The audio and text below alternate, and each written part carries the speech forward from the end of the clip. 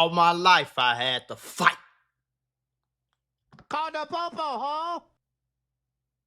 We finally got David, bro. They finally saying this nigga is a murder suspect. Do you know how long? It's been since September, bro. October, November, December, January, Feb. It's been damn near 6 months, bro. 6 months almost, bro. They finally saying that David is a fucking murder suspect. Finally.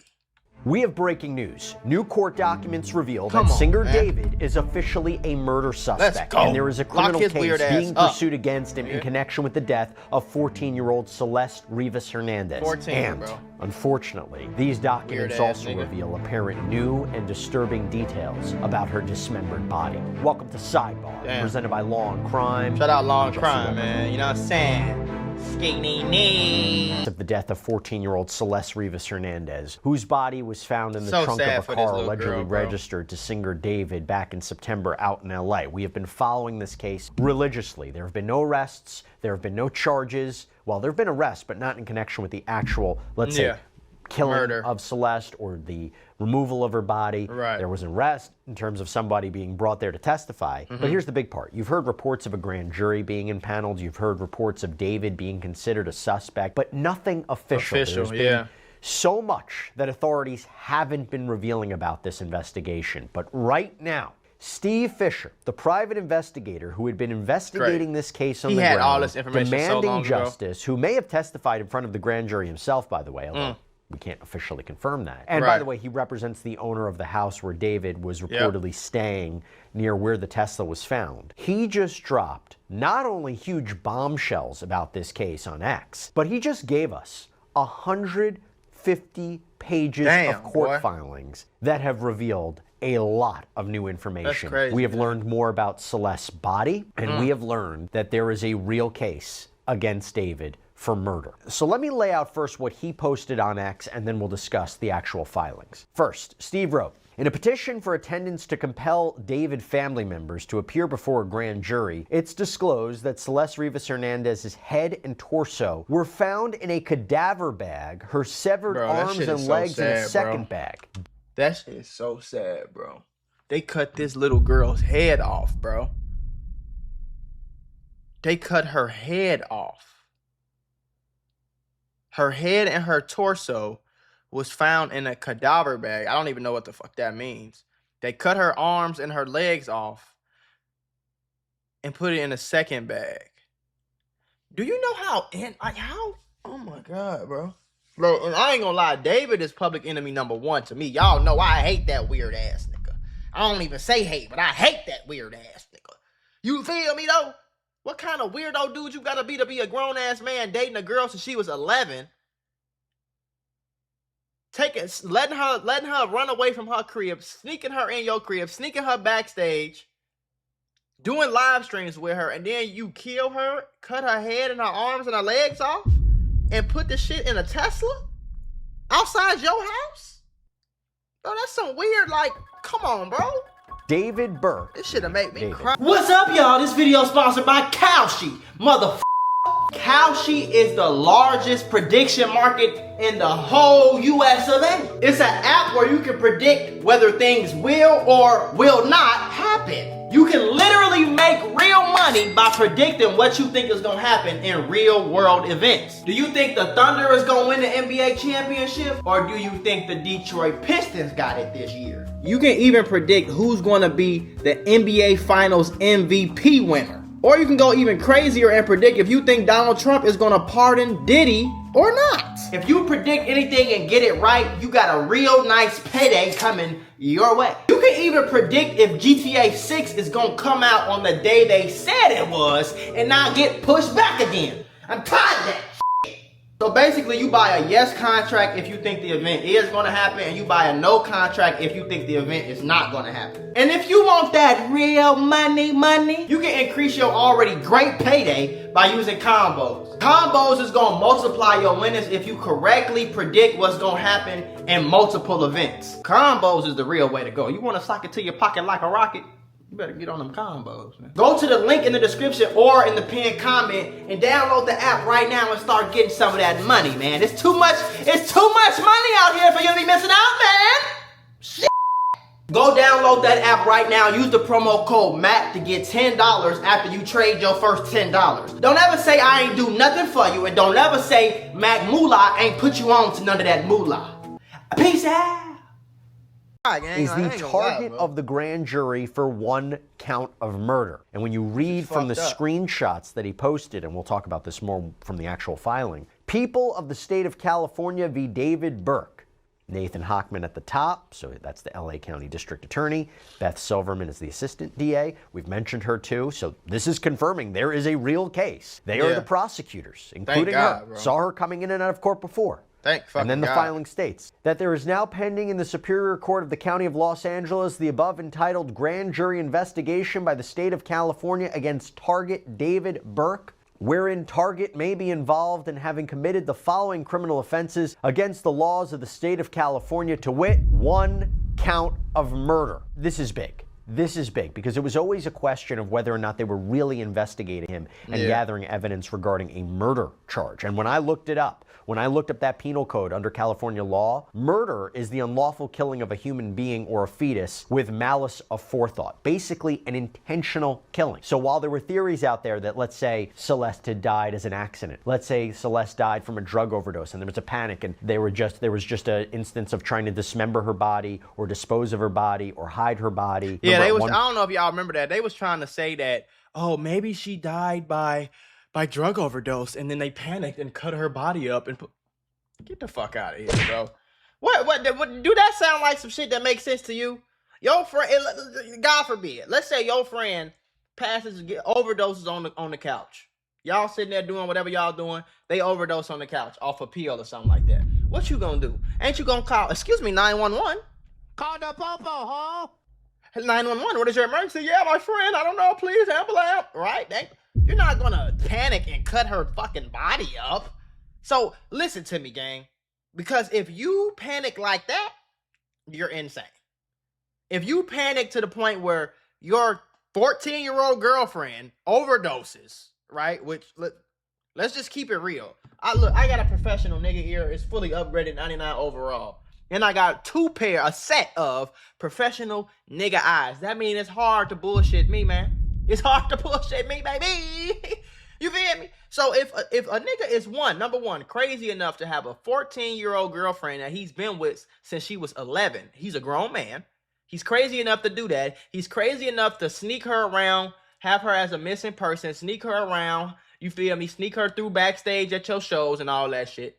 If you're crazy enough to do that, and then supposedly that same girl passes away from a drug overdose, and you're crazy enough to cut up her body and put it in a fucking bag, if you're crazy enough to do that, I promise you're crazy enough to kill her. So I don't really want to hear point you heard from authorities. What are we talking about? There was nothing beyond just the removal of her body that was being investigated. Maybe that was the only charge. Not the case. Now they believe they have enough evidence to support a murder charge, that he intentionally killed her. And then it goes on to say how you have the three witnesses summoned by California are DeWood, Colleen, and Caleb Burke. So his dad, his mom, and his younger adult-age brother. And the information that's attached to Steve Fisher's tweet is in reference to DeWood Burke's court paperwork, and it says, quote, that if DeWood Burke comes into the state of California in obedience to a summons directing him to attend and testify at said grand jury investigation, the laws of the state of California and of any other state through which he may be required to pass by the ordinary course of travel to attend such proceeding, shall give him protection from arrest and the service of process, civil or criminal, in connection with matters which arose before his entrance into said state pursuant to such summons,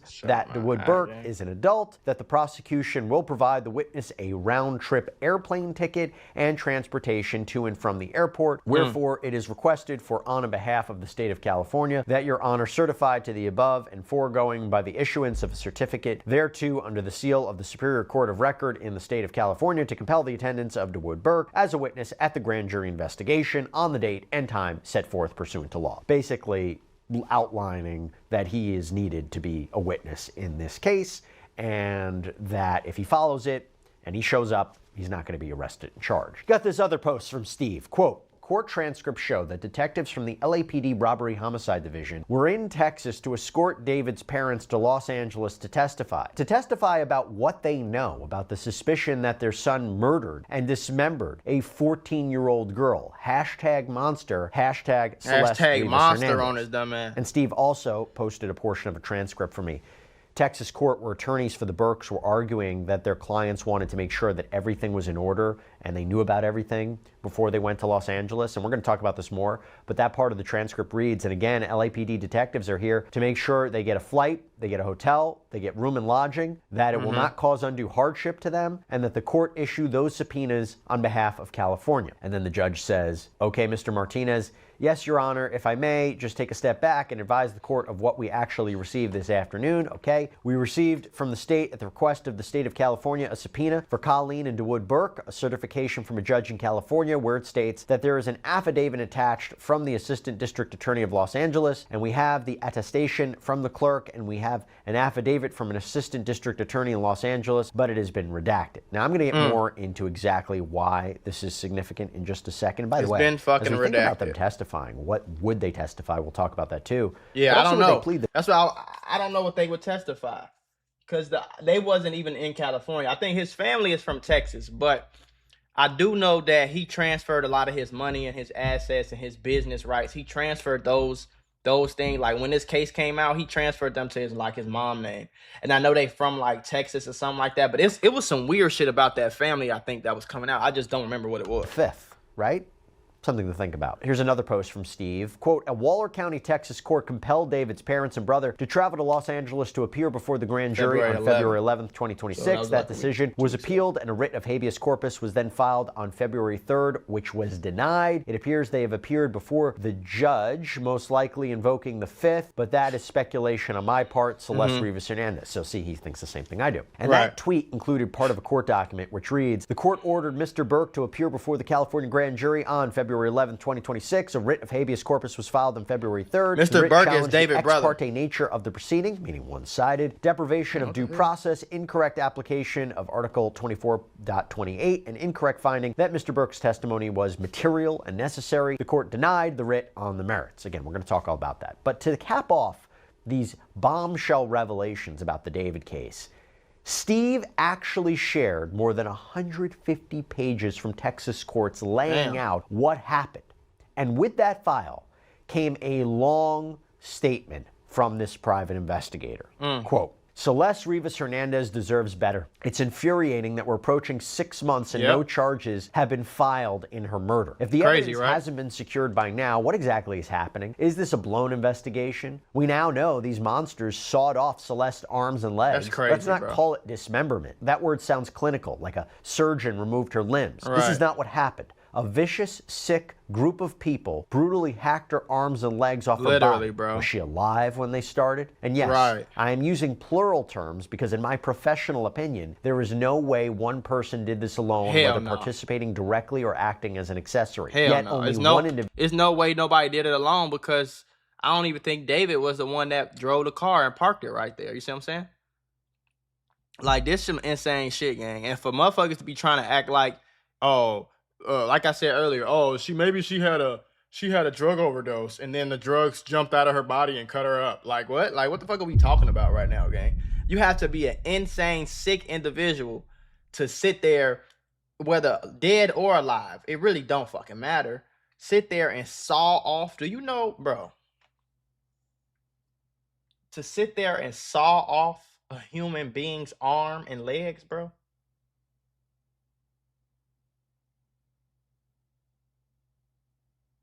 It's in fucking insane. And put it in a bag. Don't forget that he bought like a $2,000-$3,000 fucking like pit. So he can it was basically like a fire, like a big ass fire pit basically. And he bought that. That shit was in his crib, gang. And it was big enough, like he was finna burn that body up, bro. On some weirdo sick shit, like.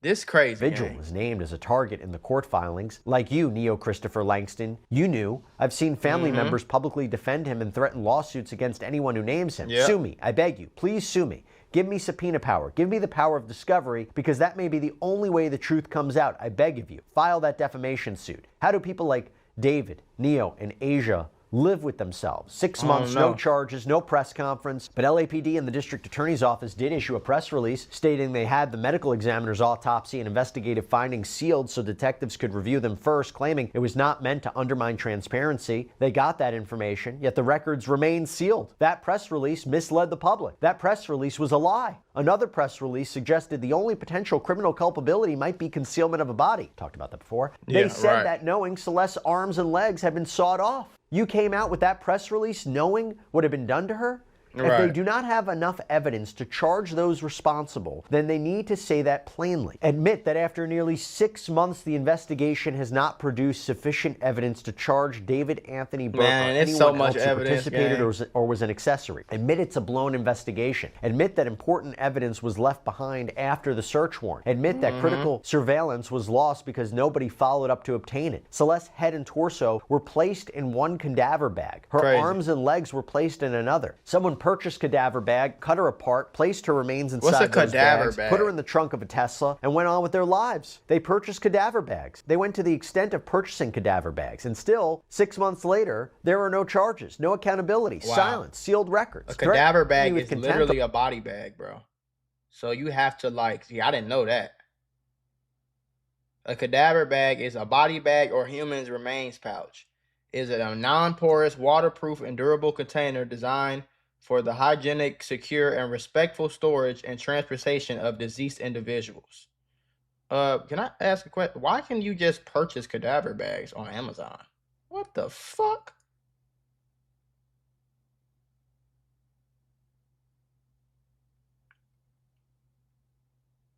Why can you just purchase? What the fuck is going on, bro? But I get what he's saying, though, because somebody had to go and buy that, bro, at the end of the day. Somebody had to buy a saw. You see what I'm saying? And I'm pretty sure they said they found saws and, shit like that, medical grade, knives and shit like that. They found that at his crib.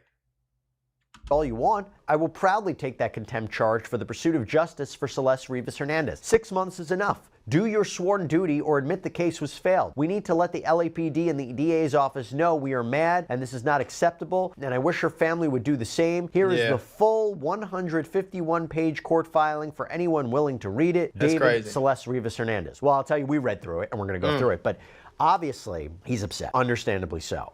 And while we do not know what is going on behind the scenes and whether or not they are about to issue an indictment and whether or not anyone's about to be arrested, you can understand his frustration and how long this is going on. He looked like a weirdo. And, can we just arrest him for that?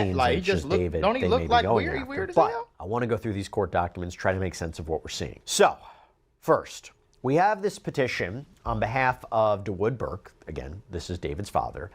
Oh, that's David. I thought that was his brother, so that's his dad. Before. What kind of fucking name is DeWood? An unusual filing. It's a habeas petition. Usually you see habeas petitions when someone's already been convicted, they're in prison, they're trying to say that that's like one of the last pictures of her. Detention's unlawful, that there's new evidence that's come out, they're trying to get their conviction thrown out, a new trial. So this one's a little different. But basically the argument is they're saying that the family members' rights are being violated, to have to testify, to be compelled to be transported to another state to provide testimony. And this was filed out in Waller County, Texas. There was an order from January 18th for Colleen Burke, the mother here, to appear before the Texas court to explain why she shouldn't have to appear before the grand jury in LA, why she shouldn't have to comply with the subpoena. You go to page 13, I want to bring your attention to this actual subpoena that was issued to DeWood Burke from Nathan Hockman, signed by Beth Silverman, ordering DeWood to appear before the grand jury in LA on February 11th. So you're not even just seeing Steve's interpretation of the filings. You're actually seeing it.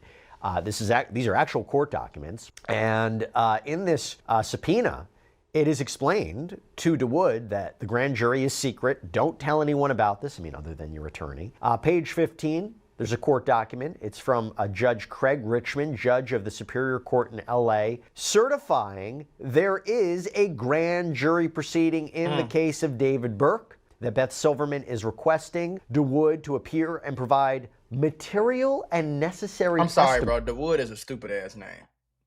What could that be? I'm sorry. We don't know exactly for sure, though. I'll get a little bit more into it. Maybe it's just the family saying, yeah, That was his Tesla. It was registered to him. But again, going back, that DeWood would get round-trip airline tickets, transportation. But now I want to get into the document that Steve took a screenshot of. It is a petition for attendance of out-of-state witness. They were filed for Colleen, Caleb, and DeWood, with the main crux of the filings being the same, but there's some slight differences that we'll get into. But this is the real details about the case that we want to get into. Quote, "It is alleged in this case that the target may be involved in the death of 14-year-old victim Celeste Rivas Hernandez, who may have been a victim of foul play. Her severely decomposed, dismembered body," there was a mixed reporting on whether it was dismembered body, was found in the front trunk of Target's Tesla on September 8th, 2025. On September 8th, 2025, at approximately 10:30 hours, Los Angeles Police Department detectives received a phone call from the manager of Hollywood Area Official Police Garage. The manager stated a black Tesla Model X had been impounded as an abandoned vehicle by the Department of Transportation on September 5th, 2025. The manager told police there was a strong smell of decay coming from the vehicle, which was attracting flies. LAPD detectives responded to the Hollywood tow yard to investigate.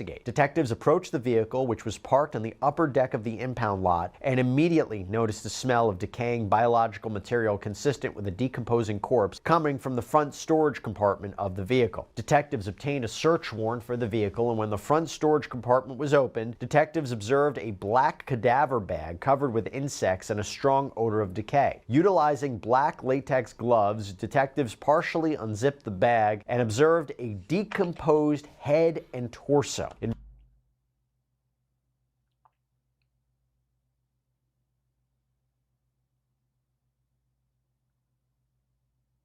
I can't imagine seeing that shit.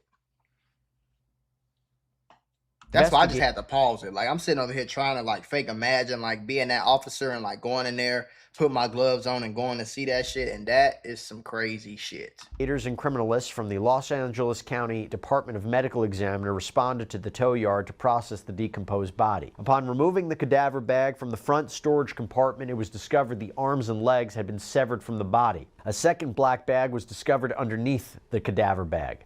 Upon opening the second bag, the dismembered body parts were discovered. Detectives were advised that on August 26, 2025, a citizen reported the above-mentioned Tesla as an abandoned vehicle parked across from 1405 Bluebird Street. On August 27, 2025, Department of Transportation officers responded to Bluebird and marked the vehicle. On September 3, 2025, Department of Transportation returned to the vehicle and issued a citation. On September 5, 2025, Department of Transportation impounded the vehicle to Hollywood Area Tow. It was noted that the Tesla was registered to target David Anthony Burke in Hempstead, Texas. David, who was a singer and performing artist, was on tour at the time his vehicle was impounded. And then the next section is different for each witness, so you have differences. That's why I think he was already, listen, understand, he was already on tour. So I think this will happen. I think on some weirdo, freaky, weird, like, remember, he has Discord servers where he's saying he loves gore. He loves gore more than corn with a P. He said he loved gore more than that. Gore means bloody, like, you get what I'm saying? So I think the nigga was sick. Obviously, you got to be a sick motherfucker to have a 11-year-old girlfriend since you was 18. And now she 14 and you like, what, 20, 21 or some shit? You already got to be sick to do that. So I'm not surprised if you sick enough to cut this girl body up and it turn you on and shit. You feel me? But like,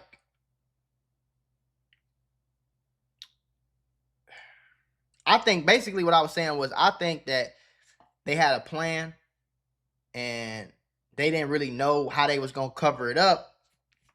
I think somebody helped him. I don't know if it was that nigga Neo. Somebody helped him because he had to go on tour. And the reason he had to go on tour, because if he didn't go on tour, it would have made shit suspicious. So I think he went on tour and he left the body in LA for somebody to take care of it. That somebody didn't take care of it how they were supposed to. It ended up in a Tesla car. They pull it back up in front of the crib. They leave it there. And I don't know if they was just scared. I don't know if they just figured that it was going to just dissolve there or whatever the fuck was going on. But they end up finding the body. But when you tell me that you found a animal burned, like a human, like basically like a human fucking like oven at this person's crib, and you find saws and medical grade knives, and it's a cadaver, a body bag in the car. They had to buy the body bag. It's like, it sounds like the plan didn't work. Somehow, some way, the plan didn't work. Maybe the person was scared, or was scared to get involved, or something was going on. But somebody knows something, gang, on bro grave. Like, you feel what I'm saying? Somebody knows something, nigga.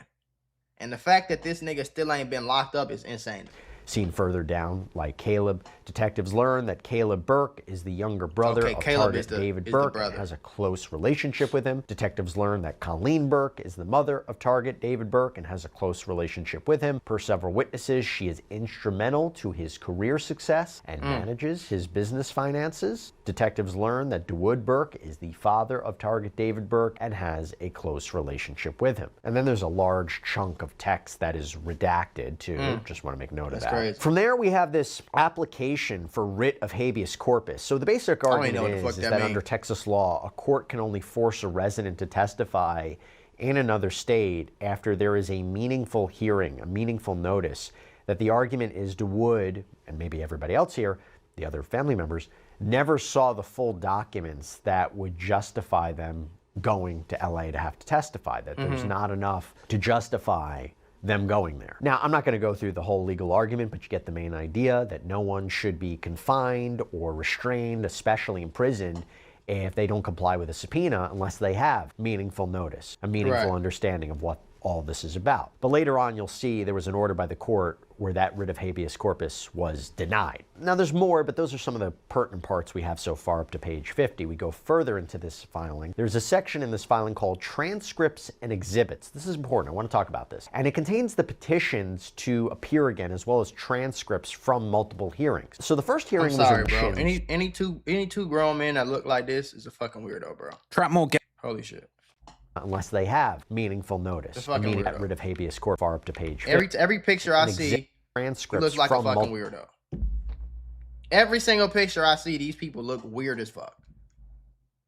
Multiple hearings. So the first hearing was in Waller County, Texas on January 23rd, 2026. And this one only concerned Colleen and Caleb. They were there, not DeWood for some reason. Plus you had two LAPD homicide detectives who could testify if it was needed. Mia Magnus represented Texas as well as California, basically by proxy. She told the court, quote, "So Judge, I'm stepping into this last minute as well, but my understanding is that there is a grand jury investigation that is being conducted in California and Los Angeles County. These two individuals have been summoned to appear for purposes of the grand jury presentation. The prosecutors in Los Angeles have executed all of the paperwork that is necessary. It has gone before, I believe, they call them the Superior Court judge there, who has signed off and done all the necessary certifications. And so under Texas law, Code of Criminal Procedure, Article 24.28, which is the Uniform Act to secure attendance of witnesses from without the state, are now before you for the court to make a determination that California has complied with the rules that would authorize a Texas court, you being a district court judge, to review the paperwork and then order that these witnesses appear before the grand jury in California."